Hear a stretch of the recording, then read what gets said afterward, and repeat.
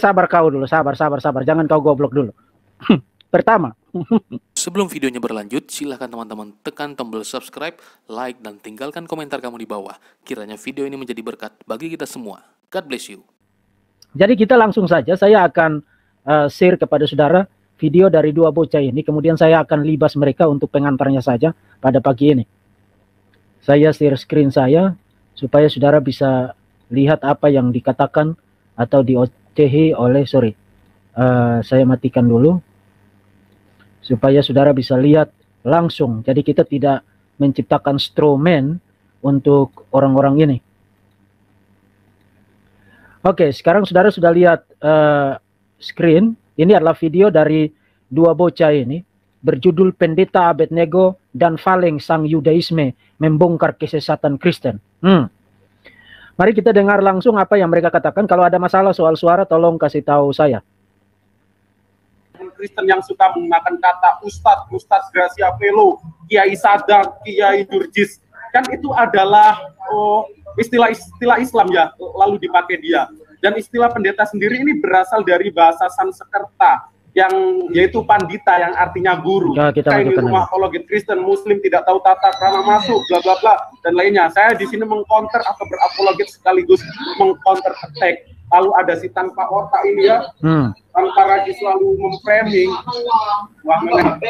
Si predator veritatis ini punyanya veritatis yang selalu Sabar dulu, kamu mulai ngawur. Channel Predikator Veritatis itu bukan channel saya, goblok. Kenapa kamu kait-kaitan saya dengan channel itu? Kamu bahkan membedakan antara Verbum Veritatis dengan Predikator Veritatis saja kamu tidak bisa, tapi sok-sok mau menyerang kekristenan. Itu kegoblokan kamu yang pertama, dan masih banyak kegoblokan yang lain. Nanti saya akan libas. Upload konten Christian Prince dan tanpa otak, dan masih banyak lagi channel-channel Kristen yang suka memfitnah Islam tanpa tahu apa itu Islam, tanpa ilmu dan dengan segala kebodohannya mereka. Mas, jangan playing victim dulu. Kamu mengatakan bahwa orang-orang para apologet Kristen menyerang dan memfitnah Islam tanpa tahu apa-apa tentang Islam. Pertama, jangan memberi kesan kepada dunia ini bahwa Islam itu inosen, tidak bersalah. Tahu-tahu muncul orang-orang Kristen dan menyerang Islam secara argumentatif. Itu adalah pemutarbalikan sejarah. Sebab sejarah mencatat bahwa yang menyerang kekristenan duluan adalah Allah Subhanahu wa Ta'ala dan Muhammad. Itu tercatat di dalam Quran dan tercatat di dalam hadis-hadis. Yesus yang lahir di kandang domba di Bethlehem, mendadak di dalam Quran lahir di bawah pohon kurma. Yesus ibu Maria yang bukan merupakan saudara perempuan dari Harun, mendadak di dalam Quran menjadi saudara perempuan dari Harun, yang perbedaannya itu 1400 tahun. Kemudian Quran surat 4171 menyerang ketuhanan Yesus, termasuk menyerang Tritunggal, bahkan di dalam Al-Maidah termasuk menyerang historisitas kematian Yesus melalui penyaliban. Surat An-Nisa yang sangat terkenal itu, surat 4. Jadi siapa yang memulai serangan itu duluan? Allahmu dan nabimu yang memulai serangan teologis itu pertama kali terhadap kekristenan, termasuk juga terhadap Yudaisme. Jadi sekarang saya bingung kenapa tiba-tiba mendadak kamu duduk bersama seorang manusia serbet bernama Falem, ngaku-ngaku sebagai Yudaisme, dan kalian bersinging kumbaya untuk bersatu melawan kekristenan. Nah, saya sih tidak peduli kamu mau bersatu dengan siapa saja untuk melawan kekristenan. Karena setiap serangan kalian terhadap kekristenan itu akan saya libas. Kamu mau kumpulin siapa aja, kumpulin. Bersatu kalian jadi satu, kemudian biar saya libas kalian sekaligus. Kamu bocah macam kamu, kok buka mulutmu terlalu lebar, playing victim di hadapan publik, seakan-akan kamu itu inosen, tidak bersalah apa-apa, tahu-tahu kamu diserang secara argumentatif oleh kekristenan. Yang ada itu sebaliknya, kalian itu bahkan ceramah di masjid saja bahas tentang kekristenan, bikin ceramah di lapangan bahas tentang kekristenan, duduk berdiri bahas tentang kekristenan, Kainama, Menakem Ali, Moko Ginta, Sanihu Munir, kemudian Irena Handono, Yahya Waloni, dan lain sebagainya. Tidak ada kerjaan lain mencari makan dengan cara menyerang kekristenan. Dan itu bukan hanya itu seperti yang tadi saya katakan, itu sudah dimulai oleh Allahmu dan oleh nabimu terhadap kekristenan. Jadi jangan playing victim. Kalau kekristenan pada akhirnya memutuskan untuk memberikan jawaban, termasuk juga memberikan counter attack terhadap Islam, itu karena Islam yang memulai duluan. Jadi jangan menjual omong kosong kepada dunia ini playing victim, bahwa kamu itu innocent, tidak bersalah, lugu manis dan berbulu domba seperti bulu kelinci, tidak bersalah apa-apa, tahu-tahu diserang oleh kekristenan. Jangan playing victim. Dunia ini tidak lagi membeli omong kosong semacam itu. Kita hidup di dalam zaman kecanggihan teknologi sekarang, jadi itu gampang ditelanjangi. Oke, mari kita lanjutkan. Tidak sadar kalau dirinya bodoh, dan dengan kebodohan itu mereka mengkabarkan ke orang-orang bodoh. Hasilnya bodoh plus bodoh sama dengan pandai. Ya. Mungkin saya di sini akan membuka dulu ya, menjelaskan kesesatan Kristen, di mana Kristen ini yang konon katanya adalah agama Abrahamic faith ini, ya dibilang menyimpang sendiri dari kedua Abrahamic faith, yang dimana ada Yahudi, Kristen dan Islam. Yahudi dan Islam ini konseptologisnya sudah final. Sabar kau dulu, sabar. Jangan kau goblok dulu. Pertama, ini yang saya bilang, saya itu tidak punya belas kasihan terhadap siapapun yang membuka mulutnya dan menyerang kekristenan. Jadi dengarkan baik-baik, bocah. Buktikan kepada saya bahwa Islam adalah agama Abrahamik. Apa dasar? Apa dasarnya Islam adalah agama Abrahamik? Bahkan secara well known, semua orang tahu, Islam menolak Tanak, menuduh Tanak, Torah, Nevi'im, dan Ketuvim, menuduh Tanak itu telah dikorupsi, telah diselewengkan. Makanya saya heran, bahkan saya mau ketawa sampai menangis. Karena apa? Mendadak kamu duduk bersama seorang Yahudi KW yang percaya Tanak adalah firman Tuhan, duduk bersama kamu yang percaya Tanak itu telah dikorupsi, telah diselewengkan oleh orang-orang Yahudi. Jadi bagaimana ceritanya kalian duduk bersama? Dan kembali kepada tantangan saya, buktikan kepada saya bahwa Islam adalah agama Abrahamik. Buktikan. Buktikan kepada saya bahwa Islam adalah agama Abrahamik. Kamu tidak punya bukti itu. Bahkan klaimmu bahwa nabimu berasal dari garis keturunan Ismail, itu garis keturunannya itu tidak nyampe kepada Ismail. Bahkan bisa dengan sangat gampang dibuktikan bahwa Muhammad itu tidak ada kaitannya dengan Ismail sama sekali.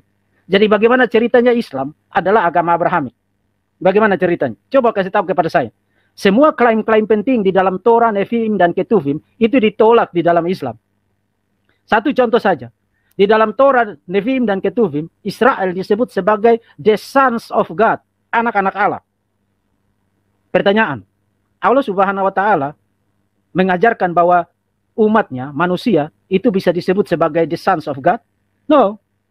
Allah Subhanahu wa Ta'ala itu bukan bapa bagi siapapun in any sense, dalam pengertian apapun. Jadi relasi tertinggi antara seorang muslim dengan Allah Subhanahu wa Ta'ala adalah slaves, budak. Itu sebabnya kalian suka pakai nama Abdul kan? Makanya kalian cocok dikasih nama Abdul.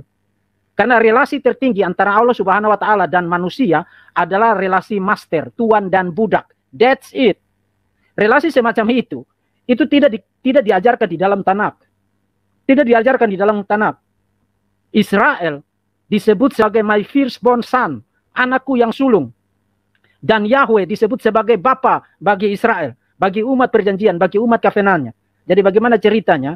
Kalian berdua duduk bersama dan singing kumbaya, kemudian berteletabis dan bersatu padu menyerang kekristenan. Ketika klaim-klaim teologis kalian berdua, itu kalau dipasang duduk di atas satu meja, kalian akan saling mencabut pedang dan membunuh satu sama lain. Bagaimana ceritanya? Coba kasih tahu saya supaya dunia ini tetap menjadi waras karena diisi oleh manusia-manusia seperti kalian yang menjual omong kosong kepada publik dengan cara seperti ini. Buktikan kepada saya bahwa Islam adalah agama Abrahamik. Silakan, buktikan. Islam mencaplok nama-nama para nabi dari perjanjian lama, tapi pada saat yang sama, di ujung lidah yang sama, menolak otoritas dan nilai status Tanakh sebagai firman Tuhan. Jadi bagaimana ceritanya bahwa Islam adalah agama Abrahamik dan bersatu padu dengan Yudaisme? Kedua, teologi Islam, khususnya doktrin Allahnya, teologi propernya itu tidak final. Final dari lubang mana? Sebab sampai dengan sekarang, aliran-aliran penting di dalam Islam itu berdebat tentang bagaimana relasi antara tauhid Allah Subhanahu wa Ta'ala dengan logos, dengan firman, dengan kalimat tuhu.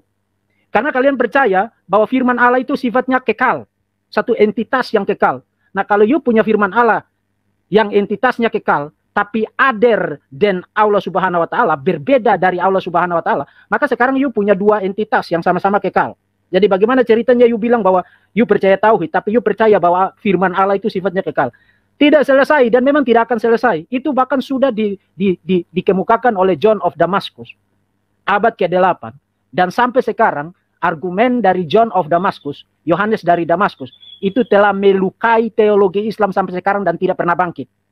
Itu sebenarnya kalian hanya mau menyerang kekristenan, ngomong tentang Tritunggal mau, nyerang tentang Yesus sebagai Tuhan mau, nyerang tentang penyaliban Yesus mau, nyerang tentang kebangkitan Yesus mau, bahas tentang Alkitab mau, tapi begitu bahas tentang tauhid, mendadak kalian kasih 10.000 alasan untuk tidak ada di dalam perdebatan.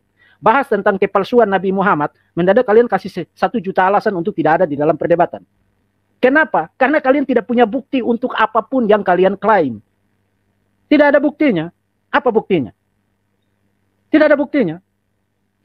Kedua, kalau kamu berpikir bahwa Yudaisme yang dianut oleh si Valen, manusia Serbet itu, dan tauhid itu sama-sama monoteis, karena sama-sama Unitarian, dan karena itu bisa duduk sama-sama. Pertanyaan, Valen, kalau kamu manusia yang jujur jawab pertanyaan saya. Apakah Yahweh itu adalah Allah Subhanahu wa Ta'ala? Simbolon, jawab saya dengan jujur. Apakah Allah Subhanahu wa Ta'ala adalah Yahweh di dalam Tanakh? No. 99 nama Allah Subhanahu wa Ta'ala tidak pernah satu kali pun disebutkan Allah Subhanahu wa Ta'ala salah satu namanya adalah Yahweh atau Yehova. Tidak ada. Jadi, tapi pada saat yang sama mengklaim bahwa dialah yang mewahyukan Taurat, Zabur, dan Injil. Nah, kalau you yang mewahyukan Taurat, Zabur, dan Injil, sementara di dalam Taurat, Zabur, dan Injil itu nama paling spesial untuk Tuhan adalah Yahweh. Bagaimana ceritanya Allah Subhanahu wa Ta'ala tidak pernah ingat bahwa dia punya nama yang namanya Yahweh? Bagaimana ceritanya? Keempat, kekristenan adalah penyimpangan. Penyimpangan dari apa? Yesus adalah orang Yahudi, Paulus orang Yahudi, Yohanes orang Yahudi, Petrus orang Yahudi. Para pengikut perdana dari Yesus Kristus adalah orang-orang Yahudi. Jadi penyimpangan dari apa? Kekristenan menerima dengan mutlak otoritas dan finalitas dari Tanakh. Jadi penyimpangan dari apa? In fact, kelima, Yudaisme yang dipercayai oleh Valen itu tidak punya akar sejarah sebelum abad kedua. Tidak punya akar sejarah. Tidak punya akar sejarah. Unitarianisme Yahudi Rabbinik tidak punya akar sejarah sebelum abad kedua. Yudaisme Rabbinik itu baru muncul pada abad kedua dan klimaksnya adalah kodifikasi Talmud Babilonia pada abad ke-6. Yudaisme Palestina atau yang disebut dengan Palestinian Judaism atau yang disebut dengan Ancient Judaism, Yudaisme kuno abad pertama dan sebelum Yesus, itu tidak Unitarian. Itu bahkan dibuktikan oleh para scholar yang Yahudi sendiri. Daniel Boyarin, Benjamin Sommer, Alan F. Segal membuktikan bahwa Yudaisme sebelum abad kedua itu tidak Unitarian. Mereka percaya akan pluralitas pribadi ilahi. Yang kemudian nanti pada abad kedua para rabi Yahudi dalam rangka menahan laju kekristenan, mereka memberi cap untuk doktrin ketuhanan Palestinian Judaism, Ancient Judaism itu dengan sebutan Min. Min itu bahasa Ibrani yang berarti bidat. Yang kemudian nanti dikasih nama Two Powers Theology. Mirip dengan judul buku yang ditulis oleh Profesor Alan F. Segal. Two Yahwehs in Heaven atau Two Powers in Heaven. Jadi Yudaismenya Valen, teologi ketuhanannya Valen, teologi propernya Valen, itu tidak punya preseden, tidak punya akar sejarah sebelum abad kedua Masehi. Artinya kekristenan bahkan lebih tua daripada Yudaisme yang diyakini oleh Valen. Jadi bagaimana ceritanya itu final? Final apanya? Apa dasarnya? Tidak ada. Jadi tidak usah ngoceh kamu. Kemudian mari kita lanjutkan. Tidak ada 3 pribadi Tuhan yang membelah diri. Nah, ini sabar dulu goblok.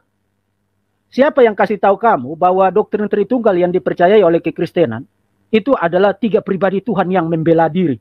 Siapa yang kasih tahu? Kamu baca di mana? Coba kamu quote bagi saya. Dari literatur-literatur dogmatika, sistematika, historical teologi atau literatur biblika atau apapun yang digunakan di dalam kekristenan yang kasih tahu kepada dunia ini bahwa doktrin Tritunggal berarti 3 pribadi Tuhan yang membelah diri. Kamu menciptakan orang-orangan jerami, straw man, kemudian kamu menyerang orang-orangan jerami itu, dan kamu berpikir bahwa menyerang kekristenan. Nah, saya tidak heran kenapa kamu tidak ngerti tentang Tritunggal, karena Allah Subhanahu wa Ta'ala sendiri tidak ngerti tentang Tritunggal.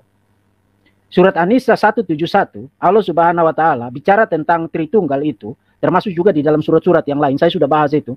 Bicara tentang Tritunggal itu berarti Allah Subhanahu wa taala, Isa dan Maria.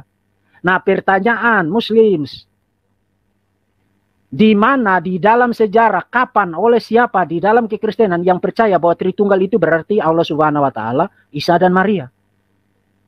Makanya saya tidak heran sampai kapan batu bahkan berubah menjadi kucing, dan kucing tiba-tiba punya tanduk pun kamu tidak akan pernah paham Tritunggal. Karena kamu membaca sebuah kitab yang penulisnya tidak paham tentang Tritunggal. Jadi siapa yang kasih tahu kamu bahwa Tritunggal itu berarti bahwa 3 pribadi dan membelah diri? Kamu itu lucu sekali kamu.